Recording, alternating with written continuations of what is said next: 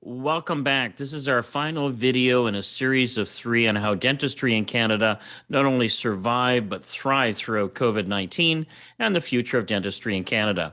My name is John Moakler, and I'm the founder of Moakler Wealth Management. And for the best advice on how to protect you and your family, subscribe to my YouTube channel and hit the bell notifications so you'll be notified when we launch a new video. This is interview number 3 with one of the leading voices in Canada when it comes to dentistry. Her name is Lisa Philp of Transitions Group North America. And for the past 20 years, Lisa has been the Chief Visionary Officer of Transitions Group. And prior to that, she used to be a dental hygienist, so she knows the industry inside and out. In this video, Lisa's going to share some key ideas for dentists to expand their practice and also protect their practice. So sit back and relax, and I hope you enjoy interview number 3. Well, we're back with our guest speaker, Lisa Philp, Chief Visionary Officer of Transitions Group. Welcome back, Lisa. Thank you for joining me for a third time. Now, let's drill down into the actual dental practice model and the possibility for dentists. Well, we at Transitions have been using a model for many, many years called CREPT. And that's more of an acronym so people can remember it. But CREPT is there's basically 5 engines that run the dental practice. C is capacity, R is revenue, E is expense, P is patient, and team, in no particular order. Okay. But those are the 5 key engines. And within those 5 key engines, there's different metrics. There's 25 metrics that run every dental practice every single day. Wow, that's a lot. Well, that doesn't even include the key performance indicators that spin out of that, or the systems, and there's hundreds of different processes and systems. So what we do is we work with the practice in analyzing what's the performance of those 5 engines and 25 metrics today, and then where could they be conservatively, averagely, or overly optimistic. As far as I talk a lot about the gap. The gap is the gap from where we are today and where we want to be, what is possible, and how does a dental practice get there. So we're about the methodology, the training that's needed, the planning, and the team. The team is at the end of that CREPT, but it starts with the leader and the team, their culture, their management model, and the team involvement in tracking the results, because that which is tracked improves by nature of focus. Yeah, well, that's good. Now, what do you say to a dentist owner who doesn't believe in investing in marketing or consulting? What a broad question there, eh? Well, here's how I approach it. I mean, maybe it's not for everyone.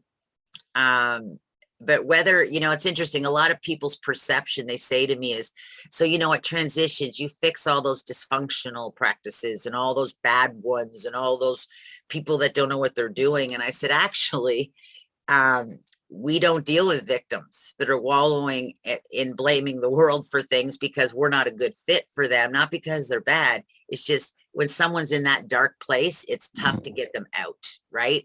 Yeah. But we deal with practices that are plateaued, practices that are growing healthy, that want to just get some organization, reduce some chaos, get some balance, quality of life. They want to work on their human capital part of it, their communication skills.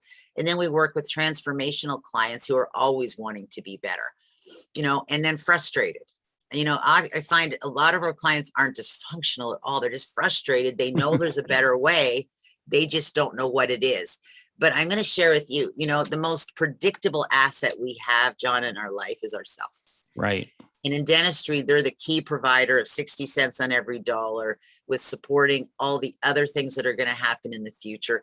And, if they thought of it as consulting's not a cost at Transitions, if you're in our signature program and you don't get three times return on your fee in 18 months, I pay you back. Wow, that's a pretty good guarantee. Well, it's because it works. Now they have to do the work. Right. I mean, they have to live the process with us. It's not our way. it's their way. We just provide we're the vehicle for it. And where else can you invest a dollar and get a $3 return with a guarantee? Wouldn't it be great if your markets could do that, John? Wow, If they that could would be guarantee fun. your customer, your clients, a minimum return. And there's so much possibility and untapped growth potential. I know dentists don't like the word potential, but potential is what could we be if we focused on it. So I think if they invested in themselves, what better place to get a return of that magnitude? There's nowhere else they can do that unless it's illegal. Or Bitcoin, maybe Bitcoin. I'm just learning about Bitcoin. Oh. Now, are your dental clients seeing issues with team turnover, which obviously affects capacity and scheduling? Yeah, the team situation now is tough. Wages have increased astronomically, not probably just before COVID, but COVID's exaggerated it. The provincial dental associations are putting out new wage reviews, which just makes dentistry need to perform because our overheads are going up and up and up. We've got to be able to have a break even that's in a positive place. But I think, if we could work on attracting non-dental people, we could bringing people into the profession of auxiliaries that can be trained on the job. But yes, as far as turnover, I think turnover always happens if employee isn't fulfilled, acknowledged, involved. And, they often make it about, I want to raise or more money, when it's really not about money. It's not a work culture that's fulfilling them. But I think we've got to focus on culture, focus on human resources like we never have before. When a dental practice loses an A player in turnover, it's a quantitative loss of equal to 4 weeks of production. Right? Not so much the C players, because they're usually the infection or the one that when people let them go, they can't believe how different it is. Right? But I think we have to attract people into dentistry for auxiliary roles for sure. And I think hopefully in the next 4 to 6 months, it's going to see how many people come back when the fall and the fourth quarter comes and when CERB ends in this country. Yeah, that's gonna be key. Now, just in terms of the dental practice itself, what are some of the key areas of focus for a dentist in current times? Their people. 85% of their success, their finances, their acceptance, their patient experience, their reviews comes from the patient's perception of the dental team. And it's interesting, Canadians have a very strong, there was a huge study done for Canadian dental patients on what's their perception of a great dental practice or good dental practice, and what do they expect. And there was a really common theme that came out in this country: empathy. And I think a dentist taking the time to ask before they tell, find out where the patient's at before you start telling them what they have to do, they need to do, and they should do. And Canadians trust factor takes work. It takes time. They come in with like their crap, especially the mothers who book 80% of the appointments. They come in with I call them crap detectors, or are you trying to sell me? People like to buy, but they don't like to be sold. And dentistry doesn't have to sell. We diagnose, we treatment plan. And if I say to the dentist, when you go into a diagnosis, treatment plan what's ideal and let them make the choices, how much, how little, yes or no.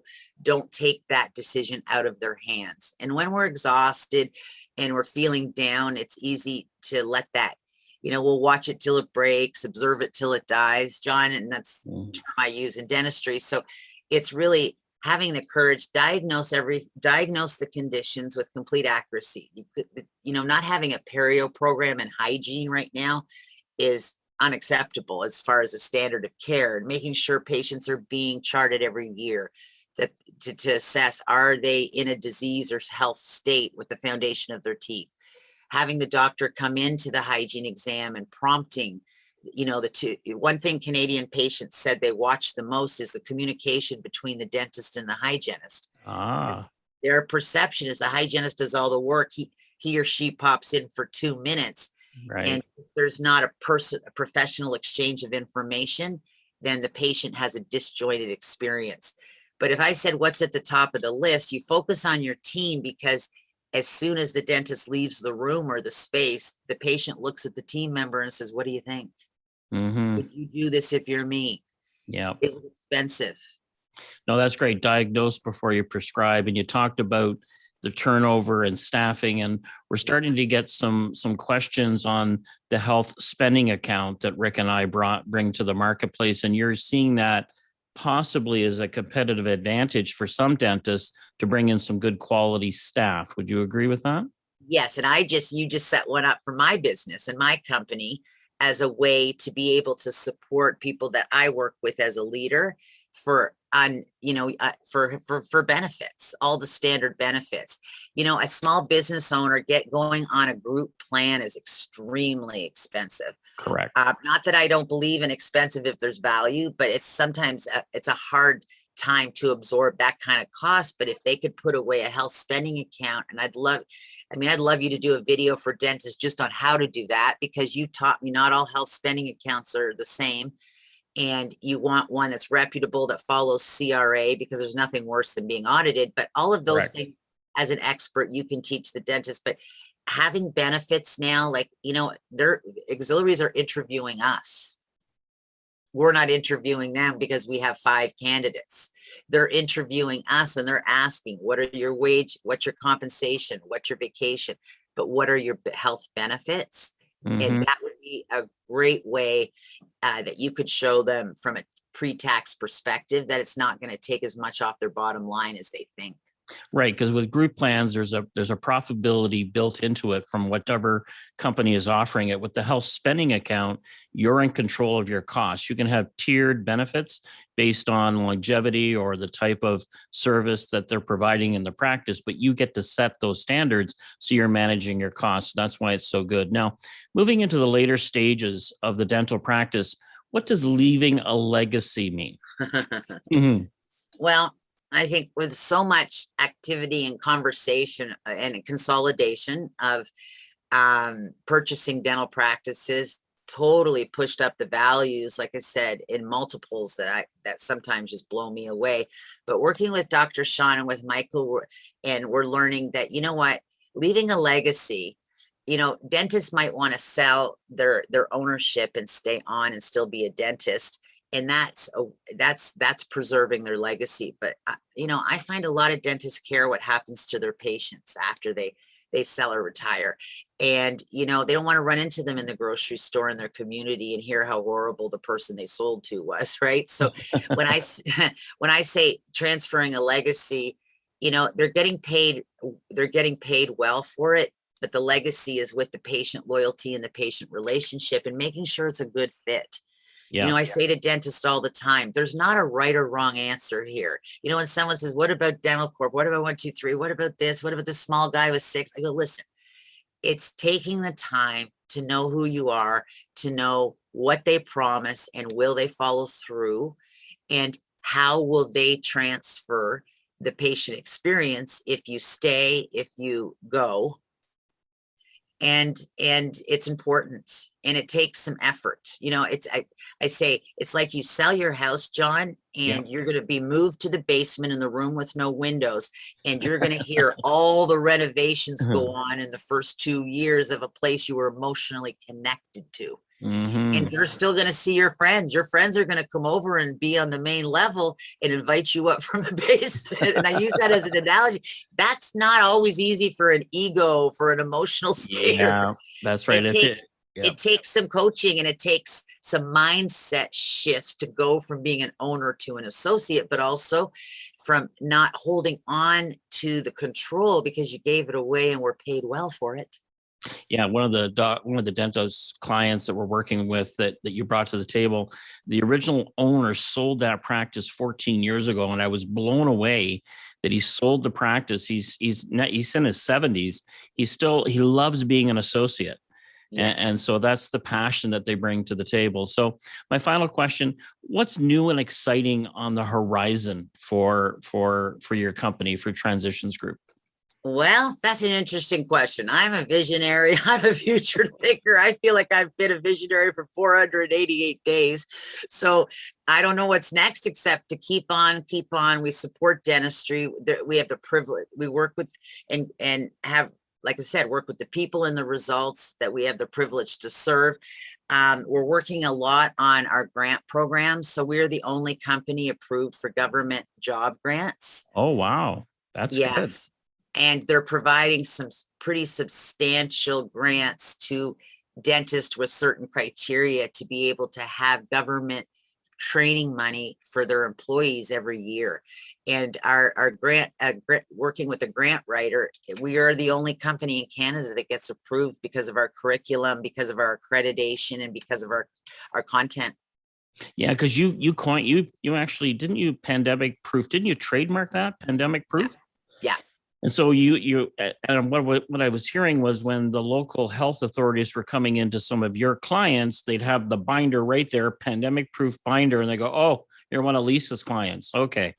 Well, so the practices that had audits, and I said, breathe, you've done everything right. Because remember, dentistry now is the college they're regulated by, public health, right? IPAC and automating, working with the company SteriWise to take the whole IPAC, and that's the infection control, John, that COVID did do great things. Dentistry was great in infection control, in sterility before, for the most part. But this now put it into, I had to hire an IPAC expert. The demand was unbelievable.